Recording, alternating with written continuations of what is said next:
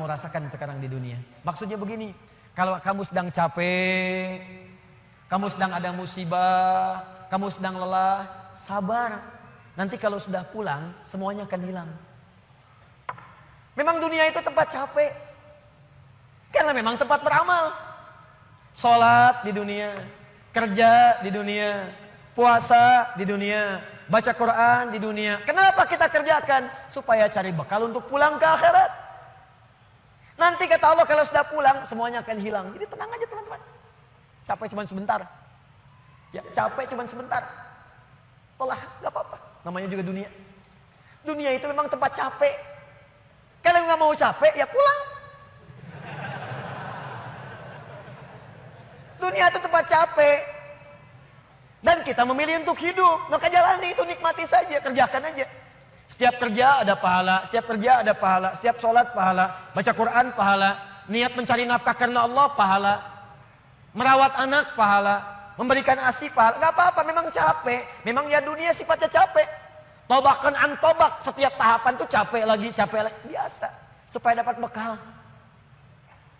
Bukankah orang kerja dapat gaji? Dan enak kan kalau gajian? Dan kalau sudah dapat gaji, lupa kan 29 hari ke belakang? Anda itu bekerja, kerja, berangkat gelap, pulang gelap. Tapi kalau sudah dapat gaji, semua itu kan hilang lupanya. Pergi ke Lembang, ya, jalan sama keluarga. Ada yang ke Palembang, beli pempek. Ada yang ke Lembang, beli mak Lembang. Ada. Semuanya kayaknya hilang aja. Besoknya kerja lagi. Kata Allah, saya janjikan yang lebih dahsyat. Kamu sabar saat di dunia, karena dunia memang tempatnya capek. Kamu cari bekal aja. Nanti saat pulang ke akhirat, saya berikan yang lebih indah dan gak akan pernah ada capek lagi. Sholat, udah gak ada lagi. Jadi jangan pernah bercita-cita nanti di surga Firdaus saya tahajud lagi. Terlampau soleh. Udah gak ada. Baca Quran, gak ada lagi. Yang ada itu masuk surga dengan Qurannya. At-Tirmidzi, nomor hadis 2915. Dipakaikan di atasnya mahkota. Dipakaikan di badannya jubah kehormatan. Dipakaikan di tangannya gelang-gelang emas. Pakaiannya sutra. Quran surah ke-35 ayat ke-33. Jannatu adnin yadkhulunaha yuhallawna fiha min asawir, ya, min dhahabin wa lu'lu'a wa libasuhum fiha harir. Ahli Quran mau masuk ke surga pakai jubah, pakai mahkota, emas, sutra, semua naik. Apa yang terjadi? Dimintakan membaca Quran yang ia biasa bacakan saat di dunia. Jadi setiap dia baca, naik. Iqra wartaqi fa inna akhira qiraatika akhiru manzilatika. Baca Quran yang biasa engkau bacakan saat di dunia. Nanti akhir bacaanmu, di situ tempat tinggalmu di surga.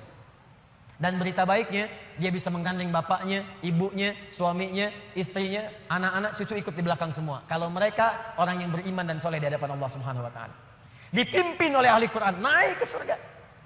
Dia bacakan sampai minal jinnati wan nas, puncak surga yang paling tinggi. Begitu nyampe di situ, dikunjungi oleh semua malaikat dari 8 pintu surga.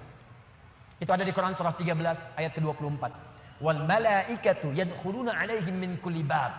Dan malaikat semua mengunjungi dia dari semua pintu, mengucapkan salam. Lihat kalimat pertamanya, salamun alaikum bima sabartum. Selamat ya, saat di dunia kamu sabar cari bekal. Sabar capek. Sabar mengeja huruf tadi Iqra. Sabar menghafal. Sampai ada yang mencela. Sabar. Orang lain ngejar dunia, Anda ngejar akhirat. Sabar. Orang lain cari ini, luaskan rumah, tambah mobil, tambah kendaraan. Meninggal, gak dibawa. Anda sabar. Masya Allah. Orang akhirat. Saya ngelihat ada ahli Quran tuh. Seringkali saya berhadapan dengan ahli Quran tuh dari daerah-daerah, seringkali menangis. Ada yang datang pengen setoran. Anda bisa kebayang nggak, suaminya pekerja mungkin kasar, orang sebutnya kuli. Istrinya ngambilin kayu bakar, kadang ke sawah. Anaknya bahkan ada yang masih kemudian kecil-kecil.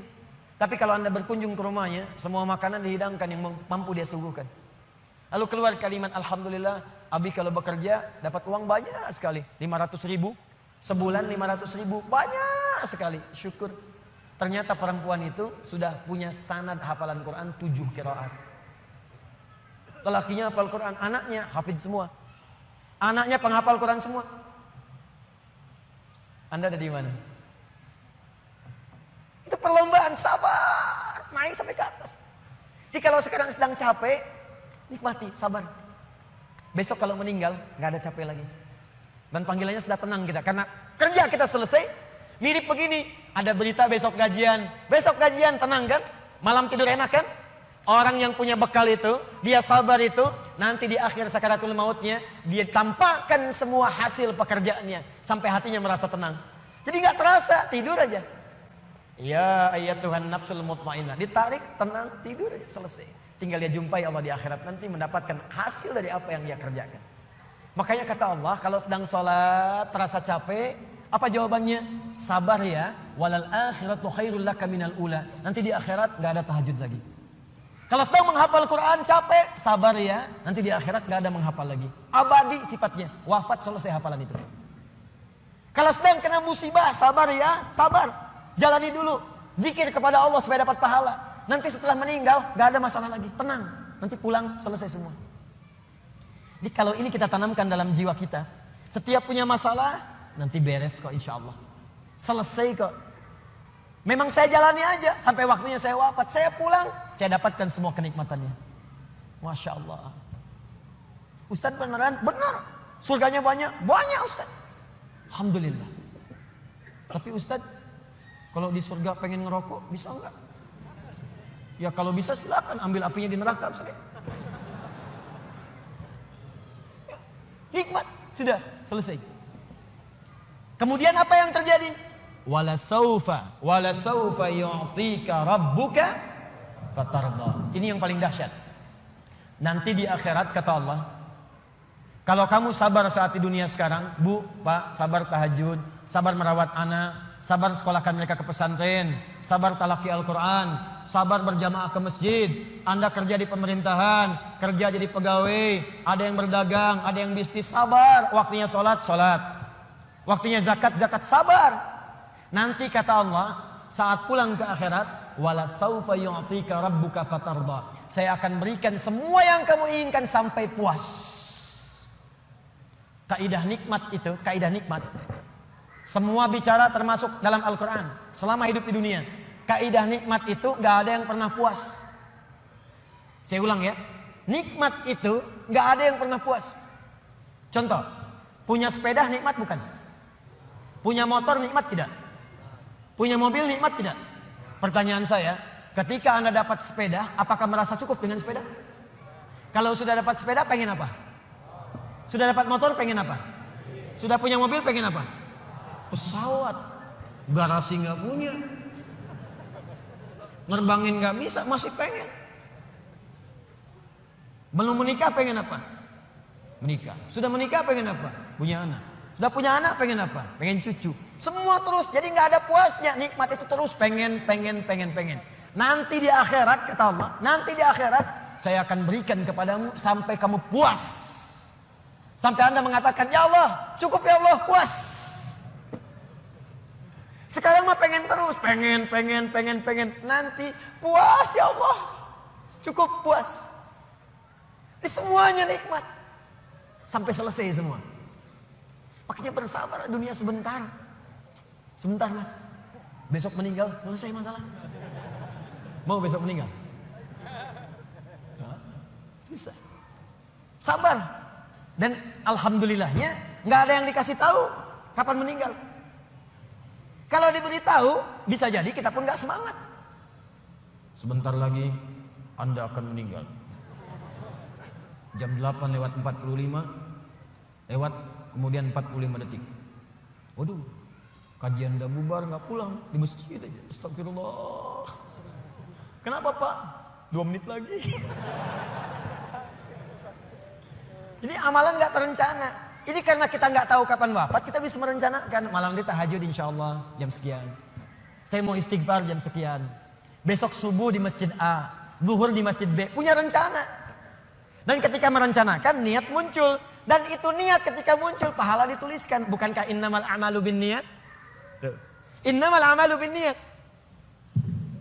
Di ketika niatnya itu sampai, pahala dituliskan. Ini panitia ini nggak akan dihisab, nggak akan diberikan pahala berdasarkan mic-nya bunyi atau putus.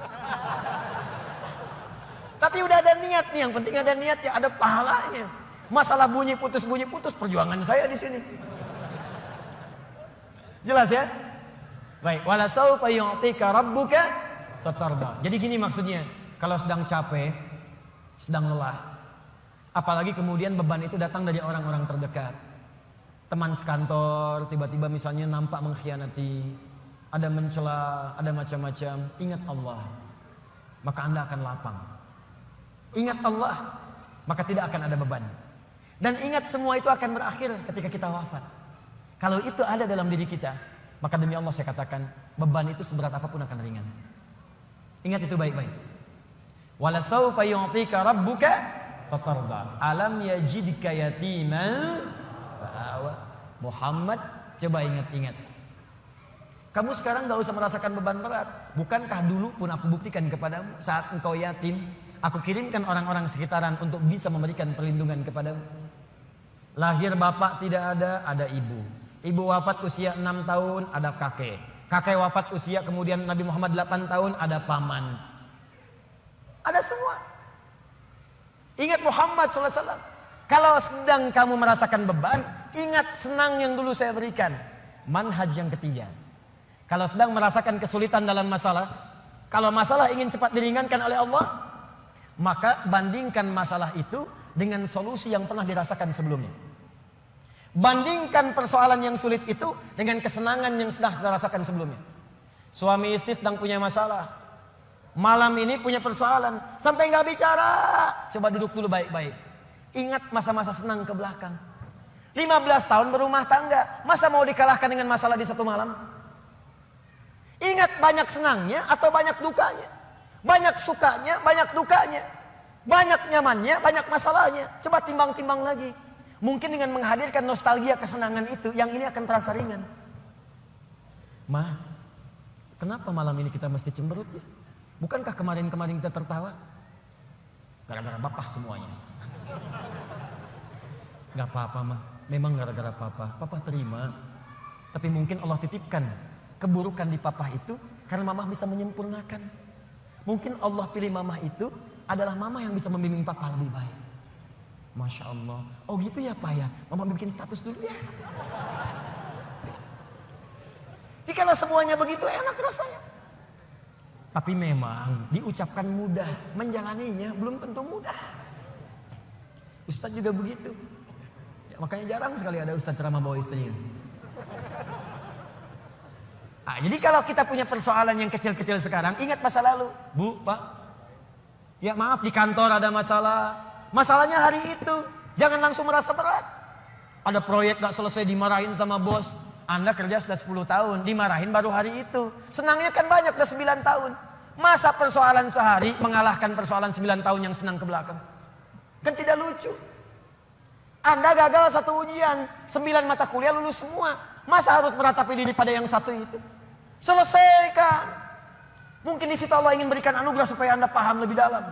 Mungkin disitulah kepakaran Anda supaya belajar lebih dalam lagi. Diangkat kemudian karena pakar itu, di masalah itu. Saya dulu itu setiap menghadapi pelajaran-pelajaran bahasa, apalagi balaghah, macam-macam dan sebagainya itu. Di situ perasaan awal pertama sulit-sulit saya hadapi. Begitu dihadapi rupanya Allah menginginkan kita lebih fokus pada masalah itu. Seakan awalnya susah, ternyata ada nikmat di balik itu. Itulah poinnya teman-teman sekalian. Jadi kalau Anda sedang merasakan kesulitan, ingat masa-masa lalu saat Allah memberikan banyak nikmat dalam kehidupan kita. Jelas sampai di sini? Baik.